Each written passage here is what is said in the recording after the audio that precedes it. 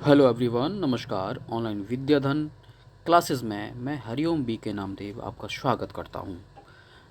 इस समय professional ability की टेस्ट सीरीज चल रही है, जिसमें पीआरटी, टीजीटी, पीजीटी के लिए हम 5वां टेस्ट आपके सामने लेकर आए हैं। ऑनलाइन विद्याधन क्लासेस पिछले 7-8 वर्षों से UGC net, UPHSC, GDC assistant professor, TGT, PGT, education, CTET और टीईटी के लिए बहुत सारा कंटेंट उपलब्ध करा रहा है। अगर आप हमारे साथ जुड़ के स्टडी करना चाहते हैं, सबसे पहले जाके ऑनलाइन विद्याधन क्लासेस यूट्यूब चैनल को सब्सक्राइब कर लीजिएगा, बेल आइकन पर प्रेस कर दीजिएगा, जिससे कि जो भी नोटिफिकेशन आपको मिले समय से मिलती रहे। चलिए, आज का पहला क्वेश्चन है, निम्नांकित में से कौन प्रक्षेपीय तकनीक नहीं है? प्रक्षेपीय तकनीक मीन्स होता है प्रोजेक्टिव टेक्निक्स। प्रोजेक्टिव टेक्निक्स जो होती हैं वो क्या है, ये आपसे पूछा गया है। कौन सी नहीं है? आपको मैं बता दूं, हमारे पास बहुत सारे लोगों के क्वेश्चन आ रहे थे, सर इंग्लिश में नहीं दे रहे हैं। मैं आपको बता दूं, हिंदी हो या इंग्लिश, आपको समझना पड़ेगा। बहुत सारे ऐसे संस्थान हैं, बहुत सारे ऐसे स्कूल्स हैं जहाँ पर हिंदी मीडियम में ही पढ़ाने के लिए बात कही गई है, तो आपको हिंदी भी आनी चाहिए। यहाँ पर इंग्लिश में जो वर्ड्स थोड़ा सा टफ लगता है, मैं आपको इंग्लिश में बता देता हूँ। प्रोजेक्टिव टेक्निक्स की यहाँ बात हो रही है। कौन सी प्रोजेक्टिव टेक्निक्स नहीं है? सहचर तकनीक नहीं है, प्रश्नावली तकनीक नहीं है, रोशा तकनीक नहीं है, या पसंद क्रम तकनीक नहीं है। इसमें आपको आंसर देना है। जल्दी से बताइए इसका आंसर क्या होगा। यहाँ पर जो ऑप्शन नंबर 2 है, ये प्रश्नावली तकनीक नहीं होती। ये क्वेश्चनर जो मेथड होता है वो प्रोजेक्टिव टेक्निक्स में नहीं आता। एसोसिएशन आता है, और इंक्लॉड रोशा टेस्ट आता है, चॉइस फिलिंग जो करते हैं हम, वो भी आपका प्रोजेक्टिव टेक्निक्स में आ जाता है। नेक्स्ट क्वेश्चन है, पांडिचेरी आश्रम का संबंध किससे है? पांडिचेरी आश्रम की स्थापना किसने की थी, आपसे पूछा गया। स्वामी विवेकानंद ने, श्री अरविंदो ने, रविंद्रनाथ टैगोर ने, या दयानंद सरस्वती ने? इसका जो राइट आंसर है वो है अरविंदो। अरविंदो ने जो है पांडिचेरी आश्रम की जो है स्थापना की थी। स्वामी विवेकानंद ने बेलूर मठ की स्थापना की थी। जो बेलूर मठ है उसकी स्थापना स्वामी विवेकानंद ने की थी। और रविंद्रनाथ टैगोर का संबंध है विश्व भारती, जो कि पहले जो है अन्य इसके कई नाम रहे हैं। शांति निकेतन भी इसका नाम था, और अब ये जो है विश्व भारती के नाम से जाना जाता है, जो कि विश्वविख्यात एक तरीके से विश्वविद्यालय है। और दयानंद सरस्वती ने जो स्थापना की थी वो थी आर्य समाज का संबंध दयानंद सरस्वती से। ये भी ध्यान देना कि हर एक क्वेश्चन का हम जो है ऑप्शन का यहाँ पे क्वेश्चन निकालें, तो एक क्वेश्चन से 4 क्वेश्चन आपके यहाँ पर बन गए हैं। ठीक है, नेक्स्ट क्वेश्चन की तरफ आगे बढ़ते हैं। राष्ट्रीय प्रौढ़ शिक्षा को भारत सरकार द्वारा आरंभ किया गया। यहाँ पर मैं आपको बता दूँ, जब 1979 में जनता दल की सरकार आई, तो वहाँ पर उन्होंने क्या किया, प्राइमरी एजुकेशन के साथ साथ प्रौढ़ शिक्षा पर सबसे ज़्यादा महत्व देना यहाँ पर शुरू कर दिया। पहले नंबर पे इन्होंने प्रौढ़ शिक्षा रख दिया, जिसे हम एडल्ट एजुकेशन कहते हैं। इसके बाद सेकेंडरी एजुकेशन की बात करी, तो लेकिन इसके बाद 1 साल बाद उनकी सरकार गिर गई और वो जो है नहीं हो पाया। तो आगे चल के 1986 में जो नई शिक्षा नीति आई, तो वहाँ पर जो है इस प्रौढ़ शिक्षा कार्यक्रम को आगे बढ़ाया गया, जो कि 15 से 35 वर्ष तक के लिए ये होता है। प्रौढ़ शिक्षा 15 से 35 वर्ष के लिए होती है। जो विद्यालय छोड़ चुके होते हैं उनकी शिक्षा व्यवस्था यहाँ पर हमें करनी होती है। नेक्स्ट क्वेश्चन है, कैटल द्वारा बनाए गए प्रश्नावली का जो है नाम क्या था? प्रश्नावली कह सकते हैं, उसका जो टूल उन्होंने जो बनाया था उस टूल का नाम क्या था? 16 PF क्वेश्चन है, 20 PF क्वेश्चन है, पर्सनैलिटी शेड्यूल, या इंटरव्यू क्वेश्चन है, सॉरी पर्सनैलिटी क्वेश्चन है। ये जो है यहाँ पर 4 ऑप्शन दिए गए हैं। 16 PF प्रश्नावली, 20 PF प्रश्नावली, व्यक्तित्व अनुसूची, व्यक्तित्व प्रश्नावली। इसका जो राइट आंसर है वो है 16 PF, 16 पोलर फैक्टर क्वेश्चन इनका जो राइट आंसर है। नेक्स्ट क्वेश्चन है आपके सामने, धर्म और शिक्षा के संबंध में। नेक्स्ट क्वेश्चन है, धर्म और शिक्षा के संबंध में है। क्या बात कही गई है? केवल बच्चों को पढ़ाने के लिए, नैतिक और आध्यात्मिक विकास के लिए, अनुशासन को बनाए रखने के लिए, या धार्मिक शिक्षा देने के लिए? यहाँ पर ये बात आपसे कही गई है कि धर्म और शिक्षा का क्या संबंध है। धर्म और शिक्षा का जो संबंध है वो नैतिक और आध्यात्मिक विकास के लिए यहाँ पर इसका एक कोरिलेशन होता है, क्योंकि धर्म और शिक्षा व्यक्ति के नैतिक और सामाजिक व्यवहार को नियंत्रित करती है और साथ ही साथ इसमें व्यक्ति के जो है नैतिक और आध्यात्मिक विकास का निर्धारण भी करती है कि हमें जो है हमारे लिए क्योंकि शिक्षा समाज जो विद्यालय होता है समाज का लघु रूप होता है। समाज जैसा चाहता है वैसे ही विद्यालय को अपने अंदर मॉडिफिकेशन करना होता है। जैसे कि आपने देखा कोविड में जो है बहुत सारी तकनीकों में परिवर्तन आया था, तो तकनीक के परिवर्तन के साथ ही हमने भी ऑनलाइन विद्याधन क्लासेस ऐप को बनवा लिया है। काफ़ी समय हो गया है। इस एप्लीकेशन में आपको रेलवे टीजीटी पीजीटी और पीआरटी का जो प्रोफेशनल वाला कोर्स है, स्पेशली टीजीटी पीजीटी के लिए, इसमें हम आपको 50 नंबर की तैयारी पूरी करवा रहे हैं। सारे कोर्सेज जो है रिकॉर्डेड मोड में अवेलेबल हैं, पूरा कंटेंट इस पर अपलोड कर दिया गया है। और अगर इसमें हम बात करते हैं कंटेंट कितना होगा, तो कंटेंट होगा 73 वीडियोज़ होंगे, 87 पीडीएफ्स होंगी और 23 आपके टेस्ट होंगे। ये जो टेस्ट होंगे वो सीबीटी मोड में जैसा कि आप स्क्रीन पर देते हैं वैसे ही रहने वाले हैं। और साथ ही साथ इस कोर्स की जो वैलिडिटी है वो आपकी 1 ईयर रहने वाली है। 1 साल की वैलिडिटी रहेगी इस कोर्स की, और जब चाहे जितने बार चाहें आप उस कोर्स को देख सकते हैं, पढ़ सकते हैं और वीडियोस को आप उनको समझ सकते हैं। जो भी आपकी क्वेरी रहेगी तो लास्ट में नीचे की तरफ एक सेक्शन रहता है चैट सेक्शन, उस चैट सेक्शन में आप जाके क्वेश्चन को लिख दीजिए, अपनी क्वेरी लिख दीजिए, उसका मैं आपको आंसर अवश्य देता हूँ। चलिए अगले क्वेश्चन पे बढ़ते हैं। इससे कोर्स से रिलेटेड या एप्लीकेशन से रिलेटेड कोई प्रॉब्लम आ रही है तो आप मुझे कॉल कर सकते हैं, व्हाट्सएप कर सकते हैं हमारे दिए गए नंबर पर। आपका नेक्स्ट क्वेश्चन है, यह विचार की प्रत्येक वस्तु अस्थायी है, कोई भी अंतिम या चरम नहीं है, किस दर्शन को सर्वोत्तम प्रकार से व्यक्त करता है? आदर्शवादी विचारधारा या आदर्शवादी दर्शन, प्रयोजनवादी दर्शन, यथार्थवादी दर्शन या प्रकृतिवादी दर्शन?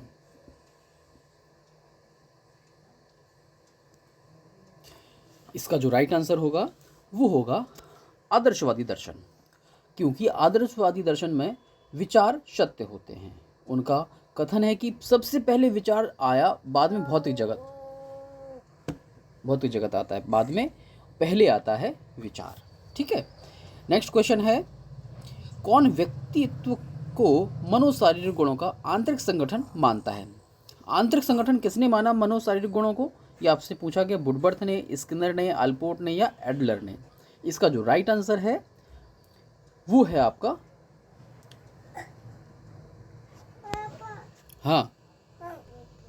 इसका जो राइट आंसर होगा वो अल्पोर्ट होगा। रीज़न है कि अल्पोर्ट ने कहा था मनोशारीरिक गुणों का गत्यात्मक संगठन है। इनकी प्रसिद्ध डेफिनेशन है कि जो व्यक्तित्व है वो मनोशारीरिक गुणों का गत्यात्मक संगठन होता है। नेक्स्ट क्वेश्चन आपके सामने है, शिक्षा एक द्विमुखी प्रक्रिया है, किसने कहा था? बटलर ने, वॉशिंग ने, एडम्स ने या सुकरात ने? इसका जो राइट आंसर है वो एडम्स ने कहा था शिक्षा जो है द्विमुखी प्रक्रिया है। नेक्स्ट क्वेश्चन है, समस्या समाधान में प्रयुक्त होता है तार्किक चिंतन, स्थूल चिंतन, सृजनात्मक चिंतन या प्रत्यक्षात्मक चिंतन? आपके पास 4 ऑप्शन दिए गए हैं। 4 ऑप्शन में से समझ के आपको बताना है कि समस्या समाधान का संबंध किससे है। इसका जो संबंध है वह है तार्किक चिंतन से।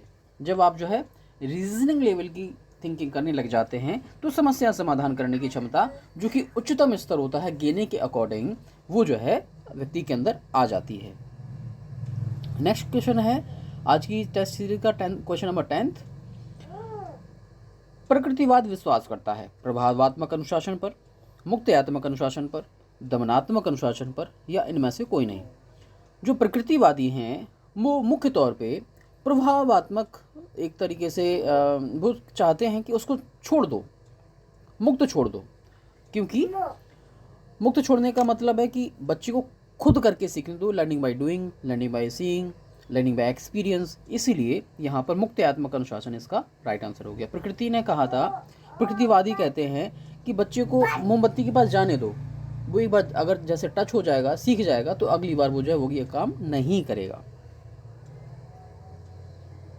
नेक्स्ट क्वेश्चन है, अधिगम का धनात्मक स्थानांतरण होता है जबकि 2 परिस्थितियों में असमान तत्व हों, जब 2 परिस्थितियों में समान तत्व हों, या दोनों परिस्थितियों में प्रेरक तत्व हों, या 2 परिस्थितियों में समान शिक्षण विधियां हों।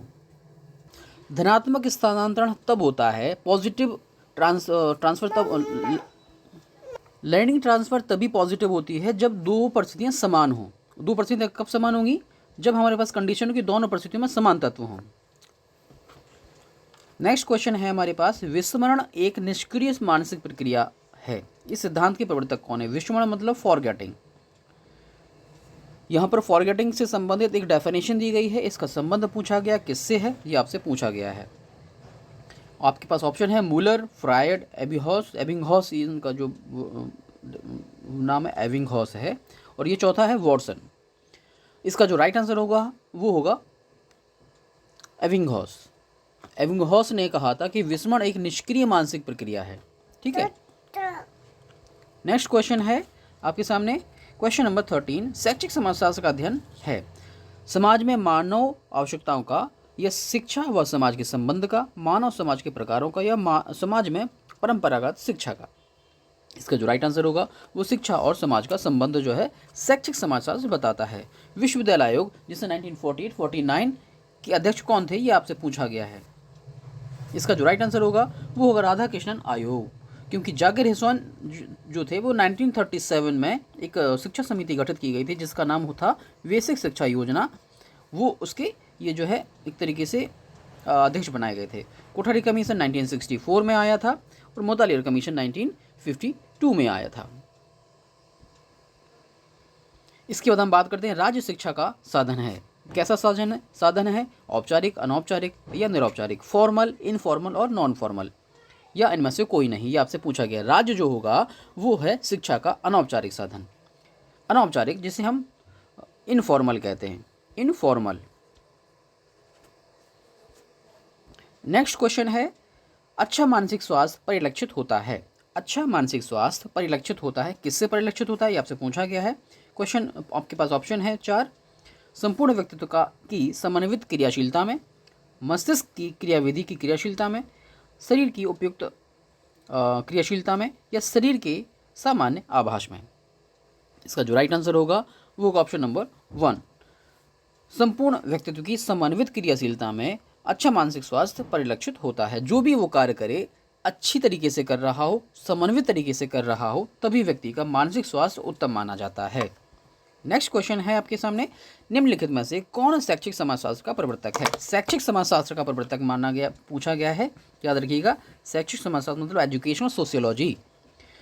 जॉन डीवी होंगे, रूसो होंगे, डंकन होंगे, या जॉर्ज पेन लिखा है, ये पायन है, जॉर्ज पायन। इसका जो राइट आंसर है वो जॉर्ज पायन ही है, क्योंकि शैक्षिक समाजशास्त्र का जो प्रवर्तक हैं वो जॉर्ज पायन को माना जाता है। आपके सामने नेक्स्ट क्वेश्चन है, नैदानिक परीक्षण के द्वारा ज्ञात की जाती है, नैदानिक परीक्षण के द्वारा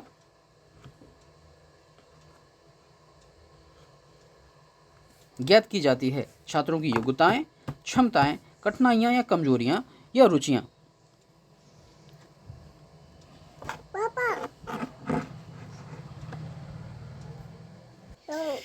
इसका जो राइट आंसर होगा वो होगा आपका ऑप्शन नंबर 3, क्योंकि यहाँ पर कठिनाइयों और कमजोरियों को हम पहले पता करते हैं, फिर उनको हम क्या करते हैं, बाद में रेमेडी करते हैं। ठीक है, नेक्स्ट क्वेश्चन है आपके सामने, मनोविज्ञान की प्रथम प्रयोगशाला स्थापित की गई थी किसके द्वारा? आल्पोर्ट ने, कैटल ने, एटकिंसन ने, या बुंट ने?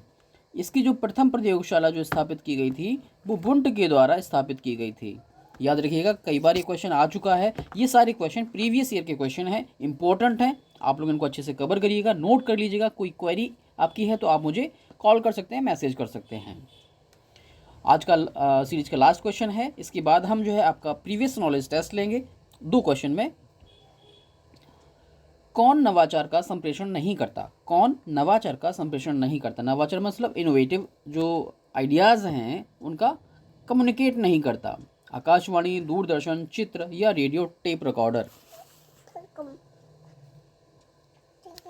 इसका जो राइट आंसर होगा जो वो चित्र होगा, क्योंकि जो चित्र होते हैं वो नवाचार का संप्रेषण नहीं कर पाते हैं, और Akashvani, Doordarshan, radio tape recorder जो होते हैं ये जो है नवाचार का एक तरीके से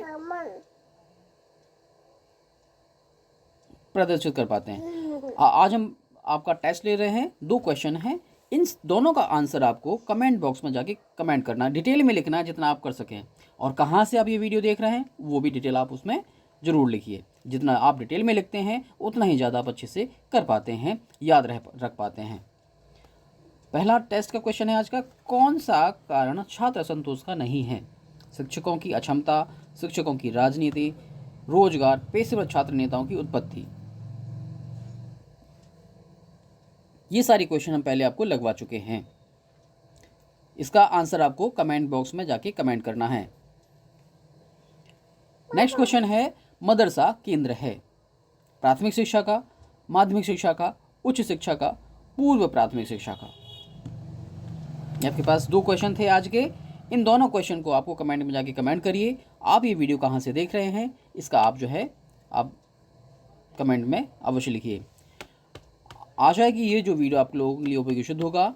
अगर आपको यह वीडियो अच्छा लगा है, वीडियो को लाइक करें, चैनल को सब्सक्राइब करें, बेल आइकन को प्रेस करना ना भूलें। आपका दिन शुभ हो। जय हिंद।